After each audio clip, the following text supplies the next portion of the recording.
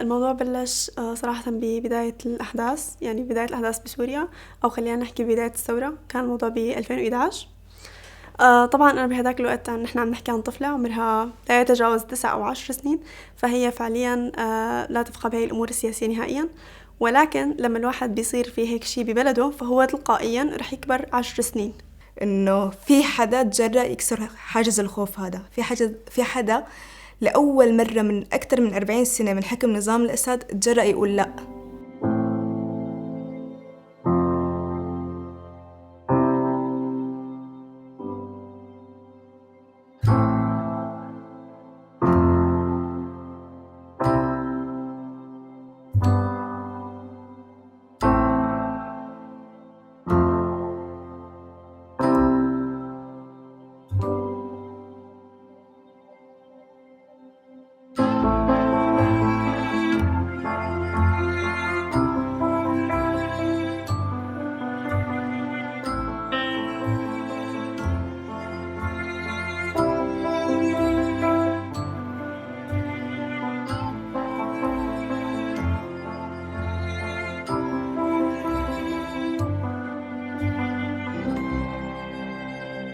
Ich heiße Judy, ich komme aus Syrien und genau aus Homs. So, mein Name ist Batul und ich komme auch in der Nähe von Damaskus. Wir haben uns auch in der gleichen Organisation, also im Mulham-Team kennengelernt. Wir haben also in der gleichen Abteilung gearbeitet, also beide in der Übersetzungsabteilung. Und da haben wir uns ja auch im 2019 kennengelernt. Wir haben ja auch ein bisschen online geredet, ja auch so per WhatsApp, ich glaube, ein bisschen geschrieben. Und danach, wir haben ja auch irgendwie festgestellt, dass wir auch sehr viele Gemeinsamkeiten haben. Und deswegen, also sie ist ja auch, ich glaube, nur 3 Jahre älter als ich. Und deswegen, wir haben ja auch so gesehen, ja, wir sind im gleichen Alter, wir können uns eventuell treffen. Wir sind beide in Deutschland und so. Und dann müssen wir uns auf jeden Fall kennenlernen, beziehungsweise treffen. Und da haben wir uns ja auch nach, ich glaube, 2-3 Wochen irgendwie in Wuppertal getroffen. Und wir sind jetzt beste Freunde. Ja.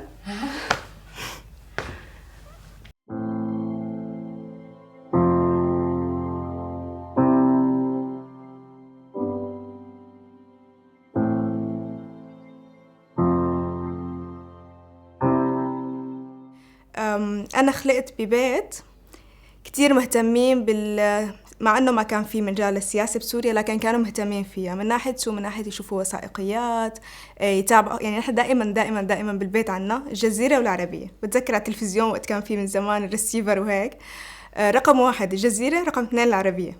ومثلا حتى بتذكر إنه يعني عشت هالشي وقت مثلا صار حرب لبنان أو حرب العراق وإجوا العالم على سوريا.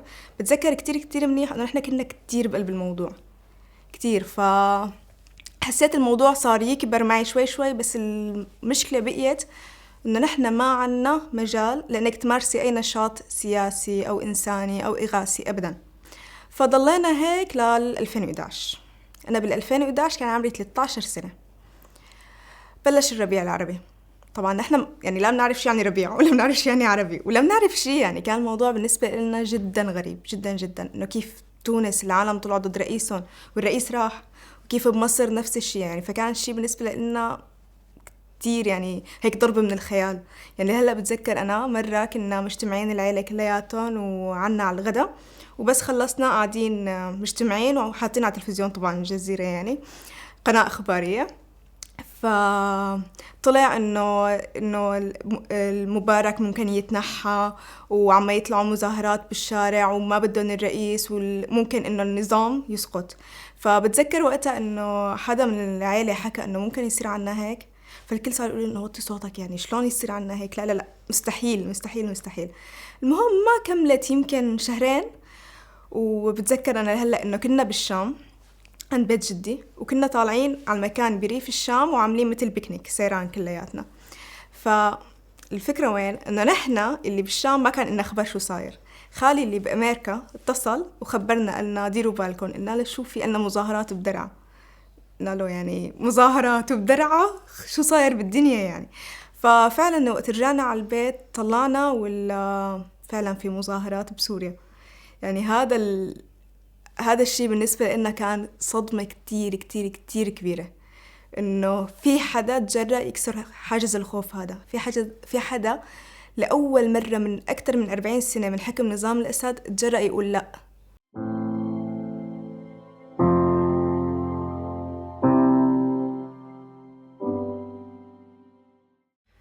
الموضوع بلش صراحة ببداية الأحداث، يعني بداية الأحداث بسوريا، أو خلينا نحكي بداية الثورة. كان الموضوع ب 2011.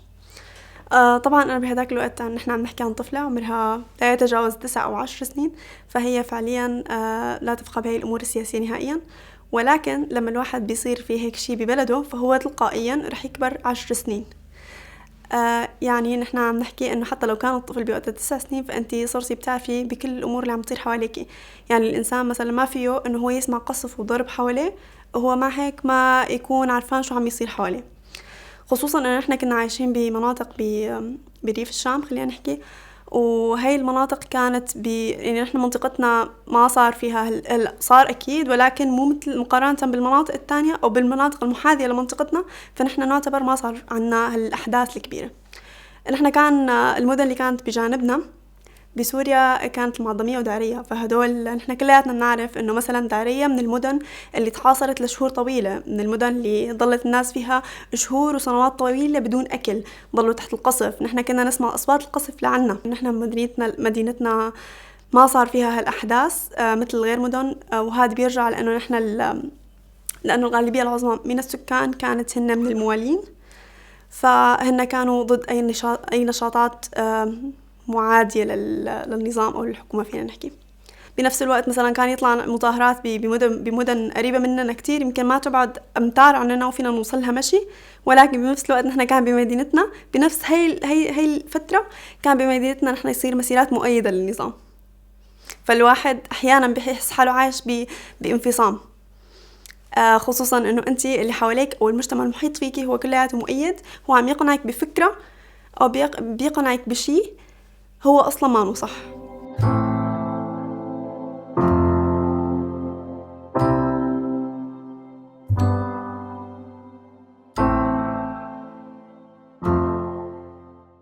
غير إنه المناظر كانت شيء لا يتحمله الإنسان إنه يشوفه. يعني أنت عم تشوفي العالم اللي كانوا بس عم يحكوا حرية عم يعتقلوا، بعدها إجوا اللي مع الرئيس يحتفلوا.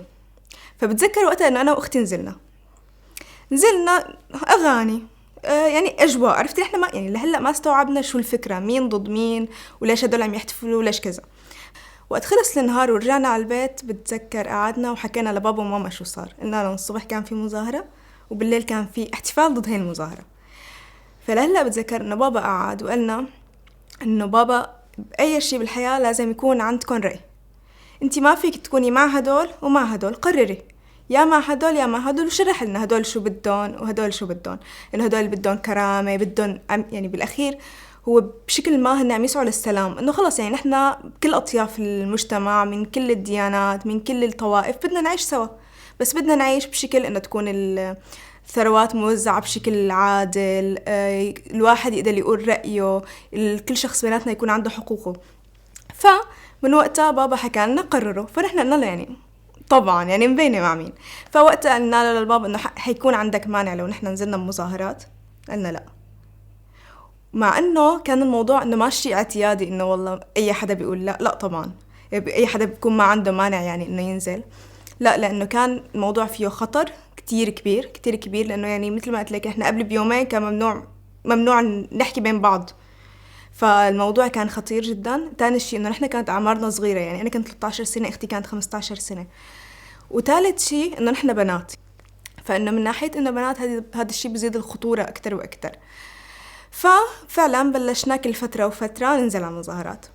مثل ما قلت لك اول فتره المظاهرات كانوا بس عداله حريه كذا، بعدين وقت العالم ادركوا انه هاي المظاهرات السلمية جدا جدا جدا اللي عم يتم استخدام فيها بس الكاميرات، الورود، اللافتات، الصوت، يعني الحنجرة بس اللي عم يستخدمها عم تتقابل بعنف لا مثيل له يعني. فوقتها بلشت العالم تعلم طلباتها، إسقاط النظام، رفع حالة طوارئ وهكذا. يعني كان الموضوع طبيعي، لحتى بتذكر بيوم من الأيام هي لهلأ يعني مستحيل إنساها، وحتى كل سنة وقت برجع 18/4/2011 كل سنة لما بيرجع بصير هذا الشيء برجع بعيش نفس المشاعر نفسها. بحمص كان قبل بيوم في مظاهرة، وطبعا اجت قوات الأمن وقوصت على العالم. فتاني يوم كان في تشييع، يعني بياخدوا العالم ومشان يدفنوهم للأشخاص اللي استشهدوا وانقتلوا. فالتشييع صار وين؟ بنص حمص. للصدفة إنه طلعوا كل العالم من كل الجهات. لما كان هالعدد الكبير قالوا نحن موجودين هون، تعالوا نعمل اعتصام لحتى تتحقق مطالبنا.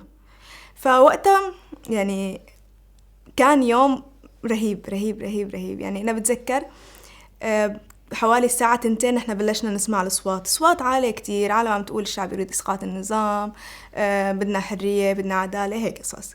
المهم نزلنا، ويعني كان المنظر مهيب مهيب مهيب. يعني بتشوفي الصغار، الكبار، البنات، الشباب، الختايرة، كل الأعمار، كل الأطياف. بتشوفي المسيحي جنب المسلم، يعني مين ما بتخطر على بالك. أنا بتذكر إنه كان في عندي رفقة إلي مثلا 6-7 سنين مو شايفتهم، شفتهم هونيك، وفعلا كان يعني شيء سلمي كتير، كان شيء كتير حلو.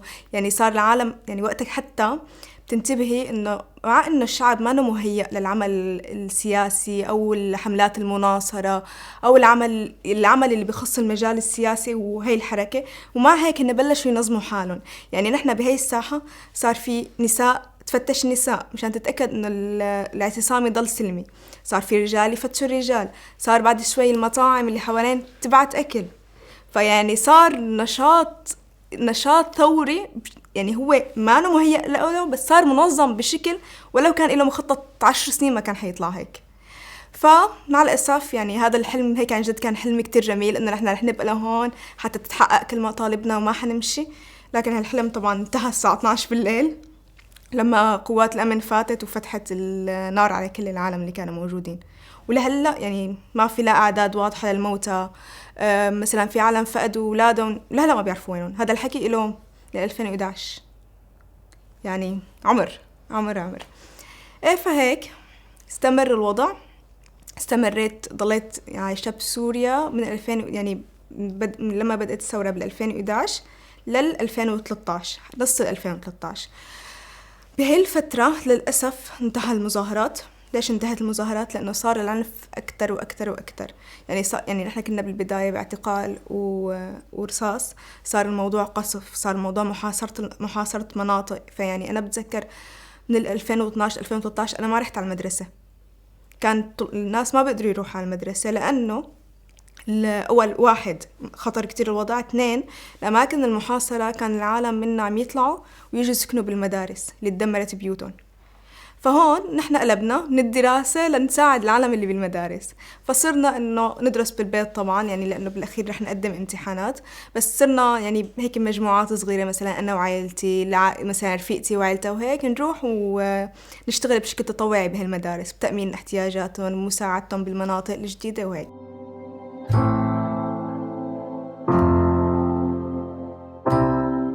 هذا الحكي ضل 2012-2013. صارت الأحداث لسه زادت وتيرة الأحداث أكتر وأكتر. صارت تتحاصر المدن اللي حوالينا المحضمية، سكرت الطرقات على الشام، كانت سكرت الطرقات لحتى حتى من ناحية النيترا ودرعا كمان. كلها صارت المناطق جدا حامية. في الواحد أحيانا بكتير أحيان كان يضل حتى لو بمدينته في قصف، حتى لو بمدينته كان في كان الوضع جدا خطر، ولكن هو أنت ما كان عندك هذا الشانس انه انت تطلعي برات المدينه، لانه انت اصلا الطرقات كلها مسكره. اذا رحتي يمين مسكر، اذا رحتي شمال مسكر، رحتي هون في قصف، رحتي هنيك كمان في قصف. فنحن بفتره من فترات انا بتذكر تماما انه نحن اذا اصلا بدنا نطلع من المدينه، نحن وين بدنا نطلع وين بدنا نروح؟ فكان الموضوع جدا صعب انه انت اصلا تلاقي مدينه ما فيها شيء، او بنحكي اهدى من المدن اللي احنا كنا فيها. 2014 طبعا كان في قصف، وزادت لسه الوتيره اكثر واكثر. كانت مناطق مثلا يهدى فيها الوضع شوي، مناطق تانية يزيد فيها الوضع، تزيد الوتيرة بمناطق تانية، أو العكس صحيح. يعني كان الموضوع بيزيد وينقص بين المناطق.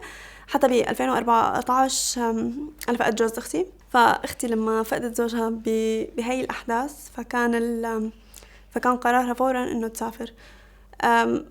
ليش بالضبط ما بعرف. يمكن هي كرهت المكان اللي فقدت فيه وحدا عزيز عليها جدا، وما عاد حست بالأمان، خصوصا إنه كان عندها أطفال بعمر 3 و4 سنين طفل لسه خلقان جديد، فكان الوضع أبدا ما مستقر برأيها لحتى أنه الواحد يربي طفلين، وحتى البيئة أبدا ما كانت مناسبة. فقررت هي تسافر. أنا كنت بوقتها يمكن عمري 12-13 سنة تقريبا فينا نحكي. فأنا كنت كتير من الأشخاص، أنا أختي هي بالذات من الأشخاص اللي كتير متعلقة فيهم، فأنا ما تحملت فكرة أنه هي تسافر هي وأولادها وأنه أنا خلص ما أشوفهم. حسيت الفكرة أنه كتير هيك مرعبة بالنسبة لي. وصراحة أنا كنت شايفة إنه موضوع السفر إنه بنسافر سوا وكذا وهيك، ممكن يعني حسيت الموضوع فيه فن أكتر من إنه يكون يعني موضوع مسلي أكتر من إنه يكون فيه خوف وخطورة. لا قررنا نطلع ب 2015. كانت موجات اللجوء وقتها كليات الناس، يعني كان طريق اللجوء لساته مفتوح، طريق السفر من تركيا على اليونان، من اليونان الواحد بيرجع بيكمل طريق السفر على طريق اللجوء على أوروبا. هون بلش موضوع، وبالأحرى هون بلشت الصعوبات. سافرنا، بدك تتخيلي بنت 13-14 سنة، وأختها حوالي أول 29، ومعها ولدين 4 سنين، وولد طفل تاني عمره 6 شهور. فنحن نحن ما عنا تجربة سفر خارج سوريا.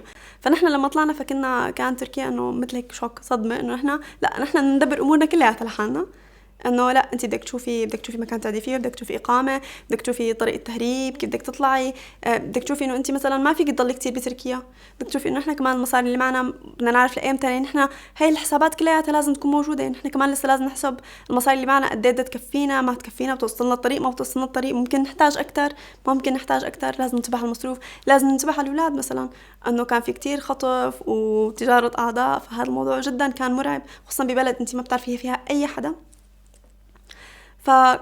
فكان الموضوع حرفيا أنا أقل شيء ممكن أوصف فيه هو إنه مرعب. بعد ضلينا بتركيا حوالي أسبوع تقريبا. بعد أسبوع بلشت رحلة اللجوء تبعنا. رحنا على هي كانوا يسموها وقتها النقطة هو المكان اللي بتطلع فيه بالفيلم من تركيا، يعني من آخر نقطة بتركيا حتى تكوني فيها، حتى ترجعي تطلعي بالبحر، ومن البحر توصلي على اليونان. صراحة الناس كلها يعني بوقتها كانت كتير قوارب تغرق، فنحن لسه كمان كان عنا هذا الخوف انه شو اذا نحن مثلا طلعنا بالبحر وما رجعنا، او ما سمعوا عننا شيء. لدرجة انه نحن لما طلعنا بالبحر نحن اصلا اهلي ما خبرناهم نحن طالعين بالبحر، لانه هن بس رح ينشغل بالهم، رح يضلوا على حسابهم 4 أو 5 ساعات. لا حسينا انه ممكن لا سمح الله اذا صار علينا شيء يوصلهم الخبر اسهل من انه هن يكون بس ناطرين عنا خبر. فطلعنا، وصراحة كان طريق البحر جدا ميسر، وهو كان من أسهل ومن أخف الصعوبات اللي نحن واجهناها برحلة اللجوء. وصلنا على اليونان، ومن لما وصلنا على اليونان صراحة كنا كتير فرحانين إنه خلص هذا أصعب شيء. كنا نحن بنظرنا إنه خلص هذا أصعب شيء ومرينا فيه، هذا أصعب شيء وخلص راح من ورانا، هلأ بنوصل بسهولة. ولكن الوضع للأسف ما كان هيك أبدا. أنا بتذكر تماماً إنه إحنا باليونان لما وصلنا على نقطة كتير كانت بعيدة عن الأماكن اللي ممكن مثلاً تاخدنا على أثينا، أو بتاخدنا على المدن لحتى نقدر نكمل، أو ممكن تاخدنا على الحدود. فبتذكر وقتها نحن حتى ما كانت سيارات، نحن كنا جروبات، فكنا حوالي يمكن نحن كنا بتذكر بالمين، فالبلمين كانوا فيهم أكتر من 200 شخص يعني. فكانت أنا بتذكر تمام إن إحنا مثلاً كان في سيارات، كان في تكاسي، بس السيارات أصلاً ما كانوا يقبلوا يطلعونا، لأنه هن إذا مسكتهم الشرطة غالباً كانوا يخافوا إنه هن تجيهم تهمة تهريب بشر، فهن أصلاً ما كانوا يقبلوا يطلعونا. فأنا بتذكر تماماً إن إحنا وقتاً مشينا حوالي 30 كيلو. بدك تحسبي إنه نحن 30 كيلو ما فعليا أكل يا دوب معنا، يعني يا دوب يكفينا، ما بنعرف يكفينا ما بيكفينا، حتى أماكن إنه تشتري فيها، لأنه هو كان حرفيا مثل طرق زراعية وبتضلي ماشية فيها، فإنه أنت تمر بالمدن، فكان شوي شيء صعب. يعني إحنا بنعرف إنه إحنا بس لنوصل ل 30 كيلو ممكن نلاقي مثلا محلات ونرتاح وأوتيلات وكذا، بيكون في مدينة. أنا يمكن هذا أكتر طريق كان معلق هذا يمكن أكتر طريق كان معلق ببالي، ولأنه يمكن كل شيء قبله أو كل شيء بعده كان أسهل من هذا الطريق بالذات، خصوصا إنه إحنا كنا يعني أنا كنت بعمر 13 أو 14 سنة، كان لازم أهتم بابن أختي الصغير اللي هو كان عمره 6 شهور. يعني أختي كان لازم تشيل ابنها عمره 4 سنين اللي هو أصلا ما فيه يمشي أكتر من 500 متر إذا فينا نحكي، وهي ما فيها تشيل طفلين سوا بنفس الإيد، فكان الموضوع جدا مهلك. هيك لحتى وصلنا صربيا، كرواتيا، هنغاريا. فهاد كمان كانت من أصعب التجارب اللي ممكن الواحد يعيشها. لحتى بعدين فتنا على النمسا، صارت الأمور أريح بكتير. وقتها بالنمسا أنا بتذكر كان في كامبات، كانوا بهديك الفترة فاتحين كتير كامبات للاجئين، فكان حتى تعاملهم كتير مختلف. يعني إحنا شفنا تعامل فرق من السما للأرض.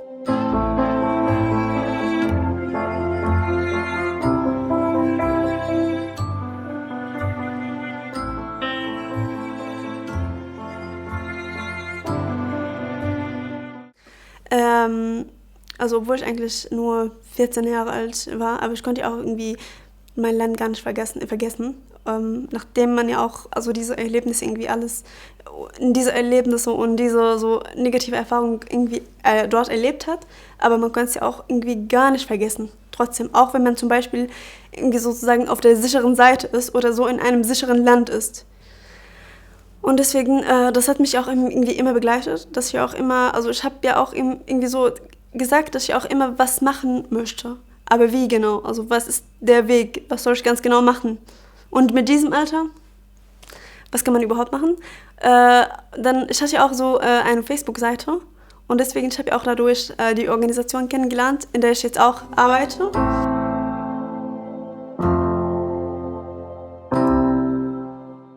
ملهم هو اسم شاب سوري كان طالب جامعة، تواجد بسوريا وقت الثورة وشارك بالثورة، ولكن بسبب الاعتقال اضطر إنه يسافر على السعودية محل ما كانوا أهله عايشين وعاش هناك. ولكن هاي العقدة الناجي اللي أنا كنت عم بحكي عليها اللي كانت مرافقتني، الظاهر إنه ضلت مرافقته. هو ما قدر يترك البلد وما قدر يشوف العالم بحاجة ويطلع، فهو من السعودية، من الحياة المريحة، من مكان كان كل شيء بده إياه موجود، رجع على سوريا وبدأ يشتغل بالعمل الإغاثي ويساعد الناس. ولكن بيوم من الأيام وهو عم يساعد منطقة محاصرة بسوريا تم قتله. فكان عنده أصدقاء ملهم، كان عنده أصدقاء موجودين بالأردن بإحدى الجامعات. كان واحد بيناتهم قال إنه أنا في إمات حابب أعمل شيء باسمه يخلد وجوده. فهدول الأشخاص بدأوا يجمعوا أموال كتير قليلة لا يعملوا كرنفالات، لا يفرحوا الأطفال. ومع الأيام صار العالم تسمع عنهم، يحكوا لنا نحن بدنا نتبرع وانتوا تصرفوا. هدول 10 أشخاص هن اليوم صاروا 450 شخص، 100 منهم موظفين و350 بيشتغلوا بشكل مجاني بالكامل، بشكل تطوعي، مثلنا أنا ومثل بتول. هدول الأشخاص طبعاً القسم الكبير منهم موجودين بسوريا وبدول اللجوء اللي هي الدول اللي حوالين سوريا، لبنان وتركيا والأردن.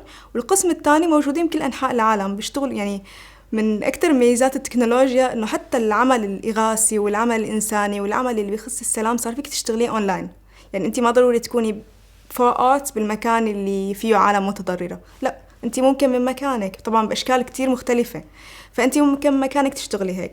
450 متطوع، منظمة مرخصة بأكثر من 5 دول حوالين العالم، ألمانيا وكندا والسويد وأمريكا وتركيا. صارت لحد اللحظة من 2012، هي تأسست ب2012، لحد اللحظة صارت مساعدة أكثر من 1,000,000 شخص.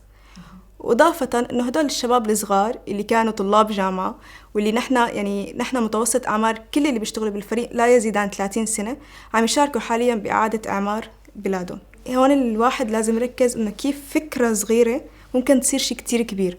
فيعني نحن كتير ضروري إنه نجد نآمن بأفكارنا، لأنه ممكن أنت تكوني فكرة عابرة، ممكن أنت تخليها تمرق وخلاص، ولكن بنفس الوقت ممكن أنت لو آمنتي فيها تصير شيء كتير كبير.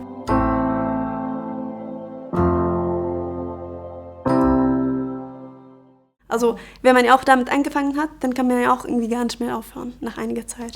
Man gewöhnt sich daran. Das ist ja auch so mein Lebensstil sozusagen geworden. Also ich kann einfach mein Leben irgendwie gar ohne diese humanitäre Arbeit, also die Arbeit im humanitären Bereich gar nicht vorstellen, um ehrlich zu sein. Wir beide sind Studenten. Wir beide arbeiten auch nebenbei, also richtige Arbeit. Wir beide sind sehr beschäftigt, also uns weiterzuentwickeln. Allerdings konnten wir das nicht einfach so lassen. Wir wollten auf jeden Fall was Ehrenamtliches machen, um die Menschen dort zu helfen. Also dort in Syrien und in Länder, wo die Menschen Hilfe brauchen. Warum ist eine sehr gute Frage. Also ich weiß gar nicht, ob ich die Antwort davor habe, aber ich würde sagen, ich kann es nicht anders. Wenn ich jemand helfe, das gibt mir also das Gefühl, dass ich meine Träume, die ich im Jahr 2011 geträumt habe, also die Welt zu ändern, einen Schritt also dafür mache. Also ich kann natürlich, also niemand kann die Welt ändern, aber wir können das Leben für ein paar Menschen ändern und das reicht mir schon. Mehr will ich nicht.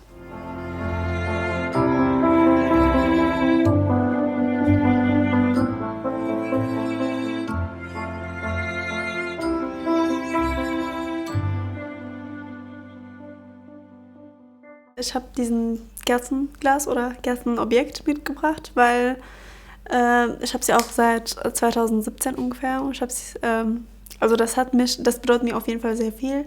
Und das hat mich auch in sehr schwierigen Zeiten sogar begleitet, zum Beispiel in meinen Abiturprüfungen oder zum Beispiel durch meine friedliche Arbeit. Und das lag eigentlich und liegt immer noch am Schreibtisch bei mir zu Hause, weil ich habe ja auch immer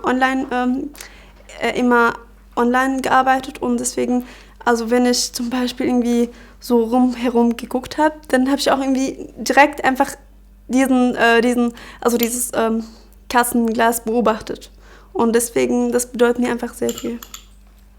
Also ich habe meinen Schlüsselanhänger gebracht und hier sieht man einen Kartoncharakter. Sie heißt zufälligerweise Judy, also Judy Abbott. Sie hat also den gleichen Namen wie ich. Also Judy war meine Lieblingsserie sozusagen am Fernsehen. Und als ich Kind war, habe ich das immer wieder und wieder gerne gesehen. Judy hatte eine sehr schwierige Kindheit erlebt. Also sie hat ihre beiden Eltern verloren, aber sie hat nie an ihren Träumen aufgegeben. Sie hat immer also an ihren Träumen geglaubt und als sie noch erwachsen war, hat sie ein Waisenhaus gebaut und hat ganz viele schöne Sachen gemacht. Deswegen habe ich, also seit ich noch Kind war, hatte ich so eine Verbindung zu dieser Judy. Also ich selber habe sehr viele schlechte bzw. schwierige Erlebnisse erlebt, Krieg, Flucht, also in einem neuen Land anzukommen, ohne die Sprache zu können und also ich musste von null anfangen. Aber ich habe also auch nicht an meine Träume ich habe nicht meine Träume aufgegeben und ich habe immer daran gearbeitet, also damit ich, also auch wenn ich erwachsen werde, also noch erwachsener werde, sagen kann, ich habe einen wunderbaren Einfluss gelassen. Also jetzt schon, also nach dieser schwierigen Zeiten, also Krieg und so weiter und schwierigen Erlebnisse, habe ich schon einen Teil meiner Träume erreicht. Also ich bin jetzt Studentin, ich arbeite also ehrenamtlich und ich kann das Leben von mehreren verändern. Deswegen bedeutet das für mich sehr viel.